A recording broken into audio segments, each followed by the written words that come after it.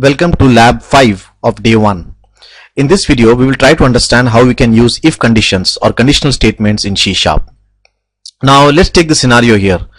Let's take the same application which we have been discussing from Lab 2, Lab 3 and Lab 4. Now, let's say that the statement where we are taking the name of the user, right? We want that the name of the user should be restricted to 10 length. In other words, if somebody puts a username which is, or the name which is more than 10 characters, we should throw up exception saying that please ensure that your username is less than 10 characters. So how do we do that in C#? So for doing the same, we have a conditional statement called as if. So what we can do is, whatever data is entered into the string here, we can say if some data from user dot length, if it is greater than 10, then please show a message here, console.writeLine, username or name, I'll say, should not be greater than 10 characters. So let's do a control F5 now. So now if I put more than 10 characters, let's say if I put Shiv, it works fine. Good. Now let me go and put more than 10 characters. I have a big name, so this is Shiv Prasad Koirala. And now you can see that basically it has shown me the message saying that name should not be greater than 10 characters, right? And it's working perfectly well. But there's a problem here. The problem is that it has shown me the error, but it is still executing the application ahead. You can see that it has gone ahead and executed this line, enter your age, which we don't want, right? What we want is, we want him to show the error, and after that, the application should just exit. So again, we have to cleverly use our try-catch statement. So let me just close this application here. Now, one is that you can use the try-catch statement. The other one is, what you can do is you can just say your return. If you use the return statement, what happens is, as soon as he displays this error message here, after that, from here, the application just exits and comes out. It does not go ahead and execute the other lines of code here. So one is that you can use the return statement. Let's first demonstrate by return statement, and then we will demonstrate by using the try and catch block.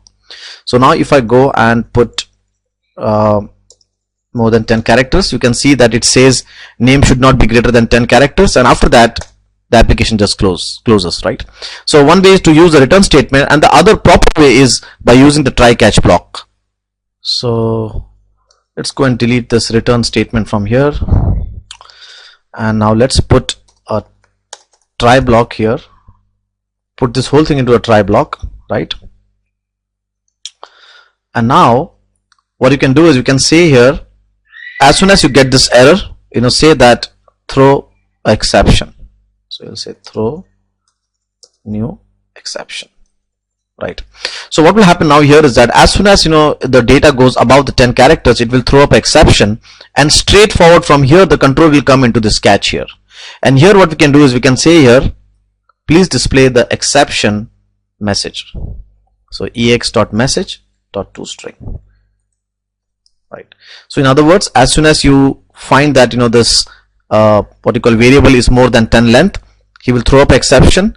From here the control will not go here, it will straightforward come to the exception and display the exception. Okay, so now let me go and run this application here. So I'll say control F5, and now if I put proper things, it will work nice.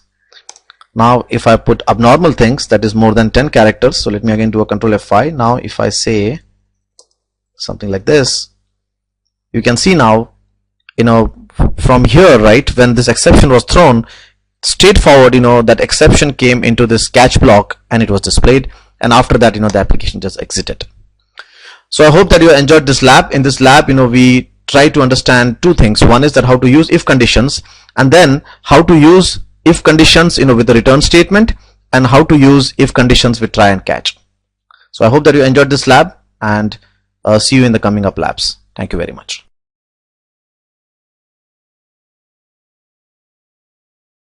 Now whatever video you have seen, right, is just a glimpse of what we have done. So in case you are interested in our video package, you can go to our site, that is www.correspond.com. You can call on this number and you can ask the complete DVD package what we have. So in this DVD package what we have done is basically we have covered almost everything what a .NET developer wants. So right from basics of ASP.NET, Object-Oriented Programming, SQL Server, to new technologies like WCF, Silverlight, Link, Azure, Entity Framework. We also have UML, architecture, estimation, project management. There is a complete invoicing project end-to-end which is covered, so that you can get a better feel of how to actually create projects in a systematic manner. We have covered server products, both for SharePoint 2007 as well as for 2010. We have a lot of best practices video on SQL Server, etc. So this complete package, you can get from www.questpon.com if you're interested, and you can call on this number and you can ask for the rates. It's a very decent rate what we have. In the same way, as compared to the videos, we also have one more product with us, that is our interview question books.